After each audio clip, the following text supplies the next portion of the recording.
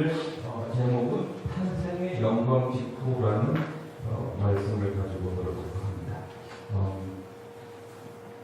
예수님이 탄생하시고 찾아온 첫 번째 손님에 대해서 이 마태는 동방 박사를 소개합니다. 그렇죠? 여러분들 동방 박사 아시죠? 이 동방 박사는 유대인들이 아니었어요. 그러니까 예수님께 우리 구세주로 태어나시는 그 리스크테이 태어나시면서 하늘 보좌를 그 영광을 버리시고 인간의 모습으로 우리에게 오신 그 아기 예수를 만나러 온 첫 번째 손님이 유대인이 아니었다라고 마태복음에서는 얘기를 합니다. 여러분 마태복음은 누구를 중심으로 따르죠? 제가 유대인들을 향해서 쓴 거예요. 근데 읽다 보면은 많은 부분이 좀 너무 유대인적인 얘기만 나와서 별로 기분이 안 좋아요. 그런데도 이 마태라고 하는 이분이 얼마나 어떠한 그 박스에서 나오는 모습을 했느냐가 굉장히 중요한 것 같아요. 생각을 해보세요. 유대인들에게 유대인 풍습을 중심으로 얘기하는 건 당연한 거예요. 그렇죠?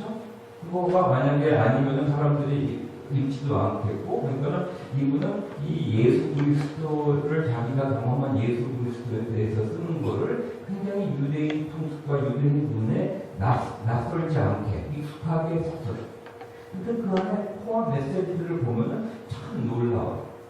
첫 번째로 그 구세주 예수에게 인사하러 왔던 분을 동방 박사, 그것도 이방인이라고 말을 하고 그 이방인이 인사하러 왔다고 합니다.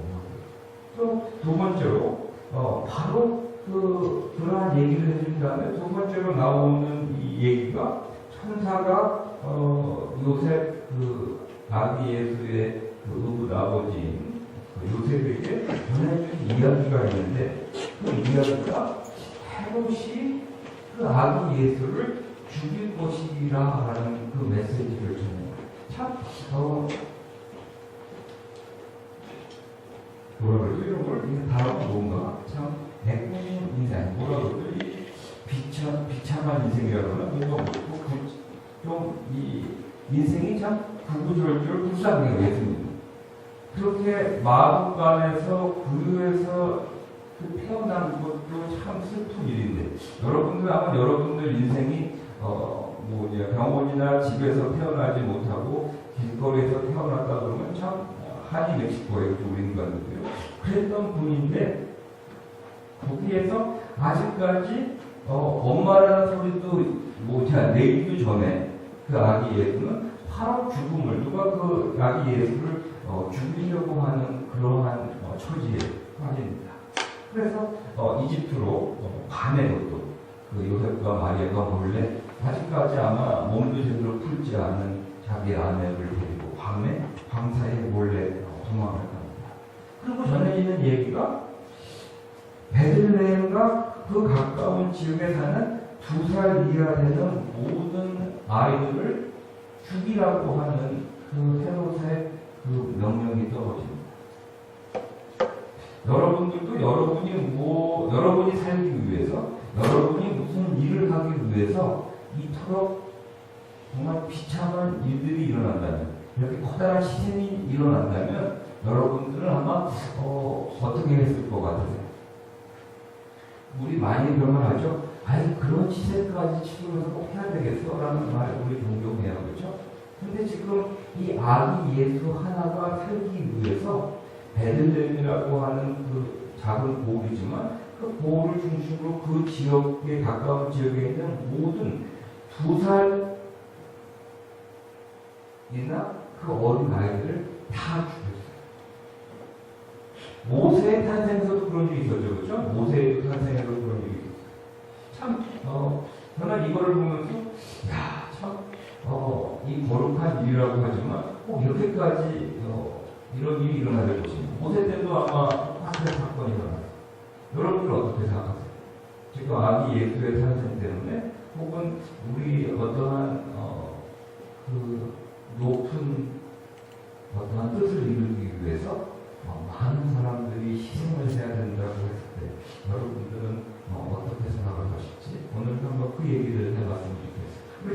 비디오 하나 보고 프렌치 레볼루션이라고 그러죠. 우리 프랑스 혁명, 민중혁명이 일어날 때도 우리 불도 좀 펴주시고요. 일어날 때도 그 민중들이 다 참여를 하지 않았다고 이 레미제라블이라고 하는 이 뮤지컬을 우리한테 알려주고 있습니다. 제가 뭐 역사를 좀 별로 안 해봐서 잘 모르겠어요. 여러분은 그 내용을 아시는지는 모르지만 많은 사람들이 그 도시에 다 모였다가 어떤 일이 있으니까 다 도망갔어요. 처음에는 군중 의식으로 다 모였다가 자기가 희생해야 된다라고 하는 그 모습을 보면서 다 도망가고 지금 남아있는 거는 아까 봤던 젊은 청년들 몇몇밖에 없었습니다. 꼬마 아이 이름 까먹었는데 꼬마 아이도 하나 남아있었고 근데 싸우려고 해도 이 탄알이 있어야지 싸울 텐데 탄알도 하나도 안 남았는데 이 꼬마 아이가 그 시체 속에 숨겨진 탄알을 찾으러 죽은 곳으로 나아가죠. 그래서 그 꼬마는 죽습니다. 꼬마는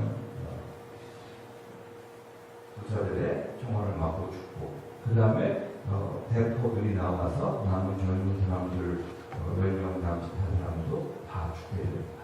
근데 그 이야기가 사람들에게 전해지기 시작하면서 프렌치 레볼루션은 시작이 됩니다. 재밌는 거 같아요. 이 신앙은 퍼스널한 것이 분명한데 개인적인 것은 아닌 것 같아요.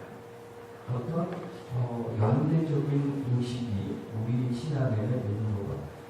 이 아기 예수가 우리 특별히 동방 박사에 의해서 보여준 것처럼 아기 예수의 구세주는 유대인들에게만 아니라 전 인류의 구세주로 아기 예수가 왔다고 하는 것을 알려주고 하나님의 그 구속의 사건이 일어날 때 그 엄청난 하나님의 그 사랑이 우리에게 주어지기 시작할 때 하나님께서 타락하고 죽을 수밖에 없었던 그 인류 전체 그리고 오늘날 우리들 정말 하나님이 십자가를 지시기 위해서 친히 오시면서 우리에게 주시는 그 감당할 수 없는 그 엄청난 사랑이 우리에게 올 때 그때 성경은 우리에게 그냥 물론 하나님이 하시는 거임에 분명한데 거기에 우리 작은 무리의 사람들의 리스판스가 있었다라고 하는 거죠. 참 이걸 어떻게 설명할지 모르겠어요. 우리 작은 무리들의 리스판스를 너무 강조를 하다 보면 하나님의 은혜가 없어지는 것 같기도 하고 그래서 제가 이걸 어떻게 표현하기는 참 표현하기가 힘들어요. 근데 성경을 보면 이 구세주 예수가 오시기 위해서 그가 성장하고 20살 이상이 돼가지고 드디어 미니스트리를 시작할 수 있을 때까지 참으로 많은 사람들이 희생을 하게 됩니다. 요셉이나 마리아나 그 시대 2살 이하의 모든 사람들이 희생을 하고 죽습니다. 우리는 종종 그런 큰 희생을 치러야 할 것이냐라는 질문 앞에 있게 됩니다. 근데 오늘 이 마태복음에 보면은 세 개의 커다란 부분이 떨어져 있는데 그 세 부분마다 다 세 단락마다 하나님의 그 예언의 말씀이 성취되었다. 하나님의 예언의 말씀이 성취되었다. 하나님의 예언의 말씀이 성취되었다라고 하는 이 말씀 사이에 오늘의 부분들이 끼어 있었다. 이런 걸 기억나죠? 그래서 저는 이런 생각을 했어요.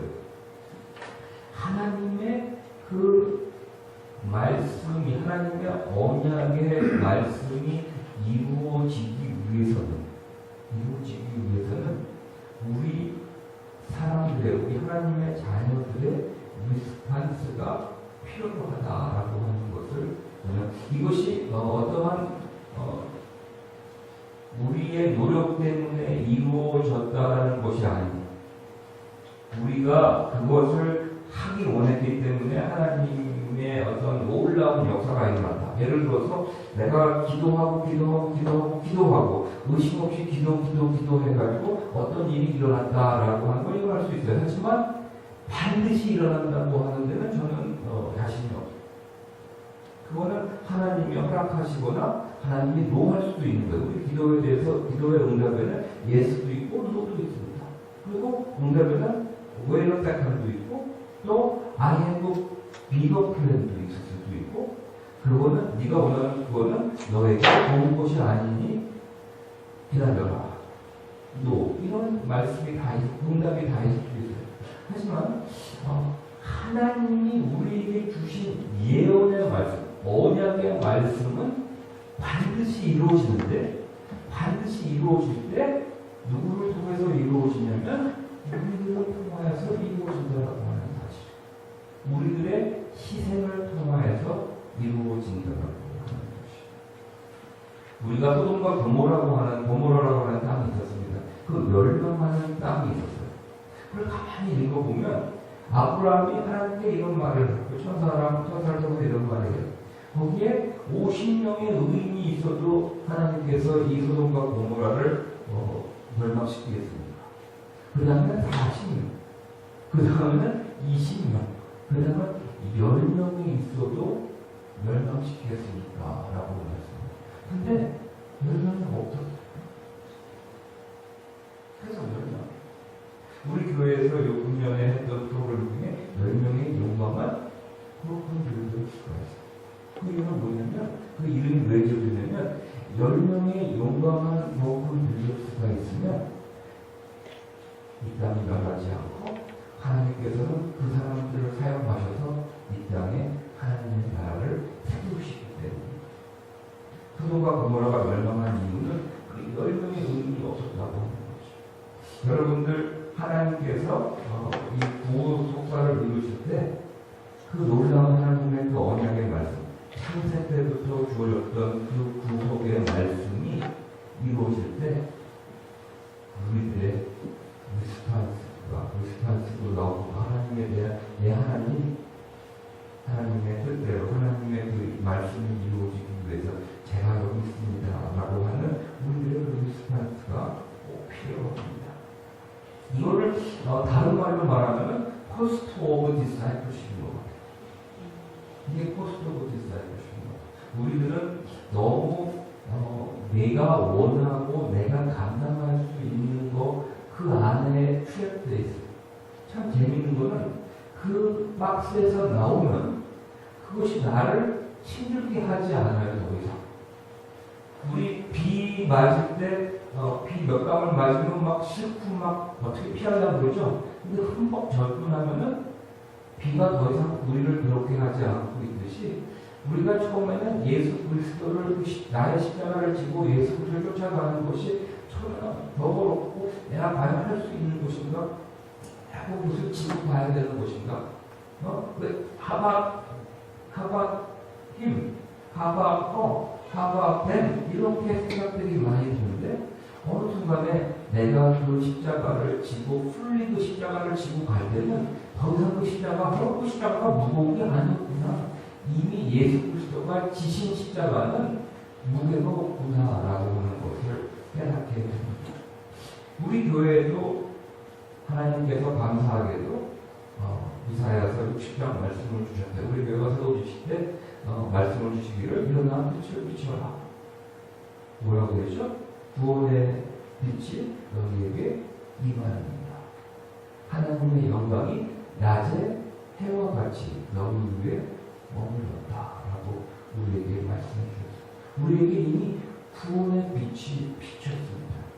이제 2014년을 맞이하면서 2013년을 보내고 2014년을 우리가 맞이하면서 저에게 주신 오늘의 이 성경 말씀 그렇게 하나님이 우리와 함께 하시기 위해서 리스크 테이킹 하시고 오셨던 것처럼 우리는 그 정도는 할 수 없지만 그 하나님의 예언의 말씀이 이 땅 위에서 이루어지도록 제가 여기 있습니다. 당신의 구원의 빛이 나에게 비춰졌으니 저도 그 빛을 반사하는 사람이 되겠습니다 하는 우리들의 결단을 가지고 그러한 삶을 살지 못했다고 하는 것에 대한 회개하는 마음을 가지고 2013년을 보내고 2014년을 맞이하게 되기를 원합니다.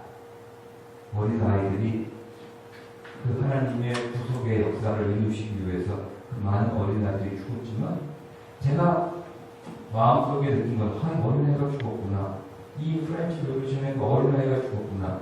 그렇지만 오늘 저에게 오는 그 마음은 하나님이 그들을 책임져 주실 것이고 우리들의 그 작은 희생과 포스트 오브 디사이플십을 통하여서 하나님의 나라가 이 땅에 세워지면 여러분들에게는 우리들에게는 기쁨이 넘치고 그날 예수 그리스도와 하나님을 얼굴을 맞대고 볼 때 이런저런 얘기할 수 있는 우리들이 된다고 저는 믿습니다. 그냥 저는 평생 그 포스트 오브 디사이플십 나의 십자가를 지기 싫어서 이리저리 도망갔습니다 라고 해서 말도 못하고 그냥 쭈삣쭈삣 있는 우리들이 아니라 그날 하나님과 얼굴을 맞대고 있는 그날